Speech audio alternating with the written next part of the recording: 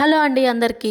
పల్లెటూరులో పెళ్ళంటే మామూలుగా ఉండదు కదా. అసలు రిలేషన్స్ ఎక్కువ, బంధాలు ఎక్కువ, బంధుత్వాలు ఎక్కువ. పల్లెటూరులో మన ఇంటి దగ్గర చేసుకునే పెళ్ళి ఎంత అందంగా ఉంటుంది, చూడముచ్చటగా ఉంటుంది. మా విలేజ్లో అయితే మ్యాక్సిమం అందరూ ఇంటి దగ్గరే మండపం కట్టించుకొని పెళ్లి చేసుకుంటారు. ఇంకా ఫ్రెండ్స్, బంధువులు అందరూ ఒక చోటే కలుస్తారు. పెళ్ళికి ఒకరికొకరు హెల్ప్ చేసుకుంటూ అందరూ ఒకే చోట కలిసి రెడీ అవుతుంటే ఆ సందడే వేరు కదా. ఇంకా ఇల్లు కట్టి చూడు, పెళ్లి చేసి చూడు అని అంటారు కదా పెద్దలు. మిడిల్ క్లాస్ వాళ్ళు పెళ్ళైనా తక్కువ ఖర్చులో చేసుకోవచ్చు, కానీ ఇల్లు మాత్రం అప్పు చేయకుండా కట్టాలంటే అస్సలు వీలు కాదు. మా విలేజ్ సాంప్రదాయం ప్రకారం పెళ్లి ఎలా జరుపుకుంటామో ఈ వీడియోలో అయితే మీకు ఎక్స్ప్లెయిన్ చేస్తాను. వీడియోని ఫుల్ వరకు చూడండి. మధ్య మధ్యలో పెళ్లిని ఫీల్ అవడానికి రియల్ సౌండ్స్ అలానే ఉంచుతాను. పెళ్లి అనేది ఒక ఎమోషన్ కదా.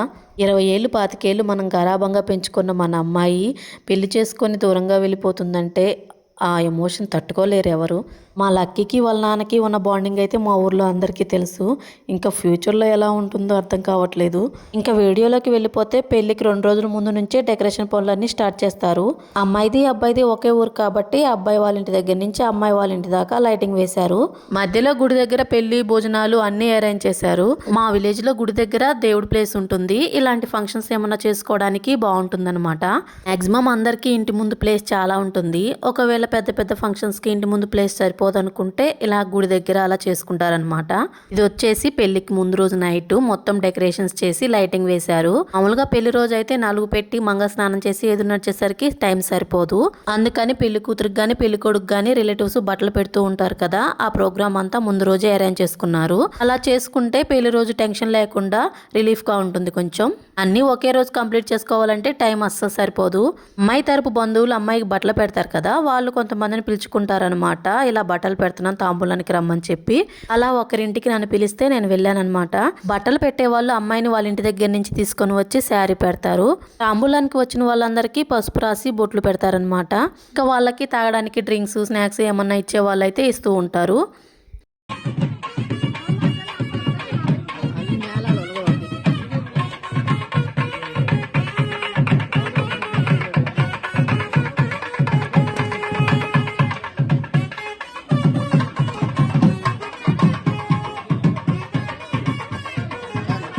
మా సంధ్యకి చేతిలో కుంకుమ బరిని పెట్టారు అందరికి బొట్టు పెట్టమని. ఇప్పుడు అమ్మాయికి వాళ్ళ రిలేటివ్స్ ఇక్కడ బట్టలు పెడుతున్నారు కదా, సేమ్ టైంలో అబ్బాయి వాళ్ళ ఇంటి దగ్గర పతానం మూట కడుతున్నారు. పతానం మూట, పప్పుకోడి మూట అని 2 ఉంటాయి అనమాట. అవి 2 కట్టేసి ముందు రోజు నైటే గుళ్ళో పెడతారు. అవి మరుసటి రోజు పతానానికి వెళ్లే వాళ్ళతోటి అబ్బాయి వాళ్ళ ఇంటి నుంచి అమ్మాయి వాళ్ళ ఇంటికి పంపుతారు. మన ఇంట్లో ఏదైనా శుభకార్యం ఉంటే అది పసుపుతోనే మొదలవుతుంది కదా. పసుపు శుభానికి గుర్తు అనమాట. అందుకే పెళ్లి ముహూర్తం పెట్టుకున్న తర్వాత ఫస్ట్ పసుపు దంచి పెళ్లి పనులు స్టార్ట్ చేస్తారు. బట్టలు పెట్టిన తర్వాత అమ్మాయికి అందరూ అక్షింతలు వేసి ఆశీర్వదిస్తారనమాట. తర్వాత నేను సంధ్యక్క మేము కూడా అక్షింతలు వేసాము. ఇక్కడ రైట్ సైడ్ ఉంది నేనేనమాట. అందరూ అక్షింతలు వేసిన తర్వాత ఫ్యామిలీ మెంబర్స్ అందరూ కలిసి ఫొటోస్ దిగుతారనమాట.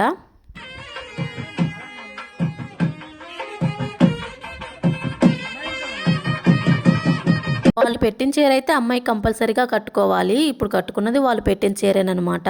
అందరూ తాంబూలం తీసుకొని అమ్మాయిని వాళ్ళ ఇంటి వరకు సాగనింపొస్తారు. మధ్యలో గుళ్ళో దేవుడికి దండం పెట్టుకుని తాంబూలం పెడతారు. ఫస్ట్ అమ్మవారి దగ్గర తాంబూలం పెట్టి తర్వాత రాముల వారి గుళ్ళోకి వెళ్తారు. అక్కడ కూడా తాంబూలం పెట్టి దండం పెట్టుకుని వచ్చేస్తారు. అక్కడి నుంచి కారులో గానీ ట్రాక్టర్లో గానీ అమ్మాయిని వాళ్ళ ఇంటి వరకు సాగనంపి వస్తారు.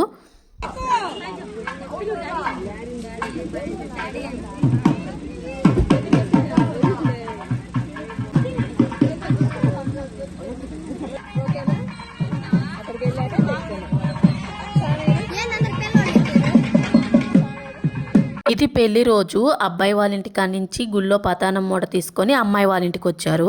పతానానికి వచ్చిన వాళ్ళు ఉండగానే ఆ 2 మూటల్లో నుంచి ఒకటి ఓపెన్ చేయాలంట. అది ఓపెన్ చేసిన తర్వాత ఇంకా అందరికీ పసుపు రాసి బొట్లు పెట్టి తాంబూలం ఇచ్చి పంపిస్తారు. అందులో ఒక మూట ఇప్పిన తర్వాతే అమ్మాయికి నలుగు పెట్టాలంట.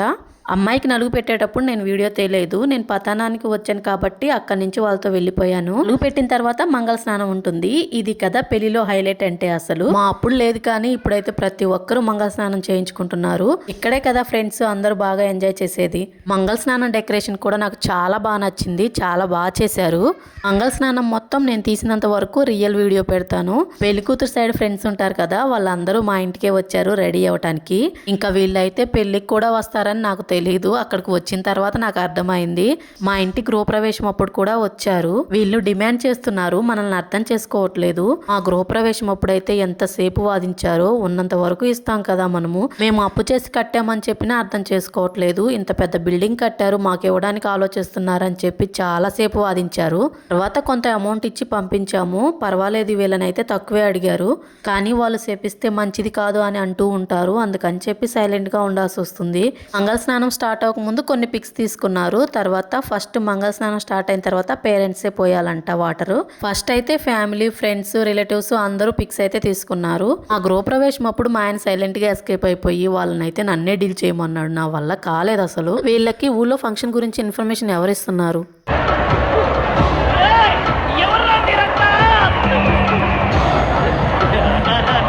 పోలా అదిరిపోలా.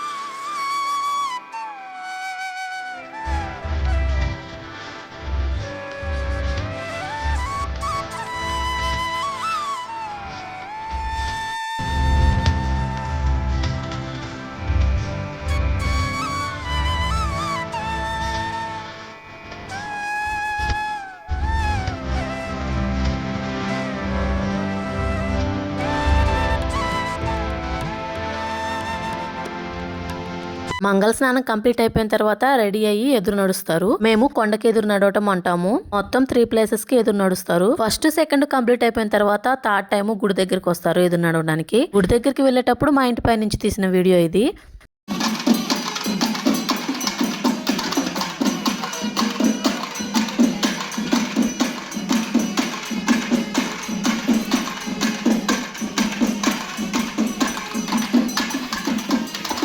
అలా మధ్య మధ్యలో ఆగి మేళం మోగిస్తా ఉంటారు. గుడి చుట్టూ 3 ప్రదక్షిణాలు చేసి టెంకాయలు కొట్టుకొని ప్రసాదాలు పంచుకుంటే ఎదురు నడిచే ప్రోగ్రామ్ కంప్లీట్ అవుతుంది. ఇంకా ఆ రోజుకి నైట్ పెళ్లి అనమాట. మా ఊర్లో మాక్సిమం అందరూ నైటే పెళ్లి చేసుకుంటారు. ఎంతైనా నైట్ పెళ్లికి వచ్చే కళ వేరంతే. నెక్స్ట్ వచ్చేసి ఎంట్రన్స్ లో ఇలా నరసింహస్వామి లైటింగ్ అయితే పెట్టారు. అక్కడ కింద మా రిషిగాడు కనిపిస్తున్నాడు చూడండి. ఒక్క ఫోటో తీస్తాను కుదురుగా నించోమంటే అస్సలు నించోవట్లేదు వాడు. ఇవి మొత్తం ఇంకా ఎంట్రన్స్ నుంచి పెళ్లికి వేసిన డెకరేషన్ లైట్స్.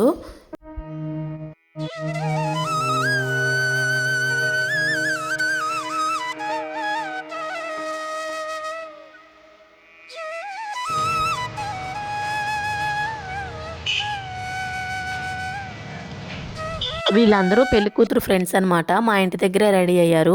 నేనైతే ఇద్దరికి శారీ కట్టి హెయిర్ స్టైల్స్ వేశాను. అక్కడ ఒక అమ్మాయి అయితే అందరికి మేకప్ వేసింది, చాలా బాగా వేసింది. ఇక్కడ భోజనాలు పెడుతుంది గుడి ముందు ప్లేస్ లో అనమాట. చాలా ఓపెన్ ప్లేస్ ఉంటుంది. నైట్ టైం ఇలా ఓపెన్ ప్లేస్ లో అందరూ కలిసి తింటుంటే చాలా బాగుంటుంది కదా. కళ్యాణ మండపాల్లో ఏముంటుందండి ఇలా. నెక్స్ట్ ఇది వచ్చేసి పెళ్లి మండపం అనమాట. నేను చాలా దూరం నుంచే తీశాను. అక్కడ అంత మందిలో వీడియో తీయాలంటే ఎవడొకడు ఏదో ఒకటి అంటాడని అదొక టెన్షన్ మళ్ళీ. అందుకే దూరం నుంచి తీశాను. మండపం మాత్రం దగ్గర నుంచి తీశాను చూడండి. నేను పెళ్లి మొత్తం వీడియో తీయలేదండి, అప్పటికే లేట్ అయిపోయింది. 11 దాటింది. పిల్లలు కూడా పడుకోలేదని చెప్పేసి ఇంటికి వెళ్ళిపోయాము.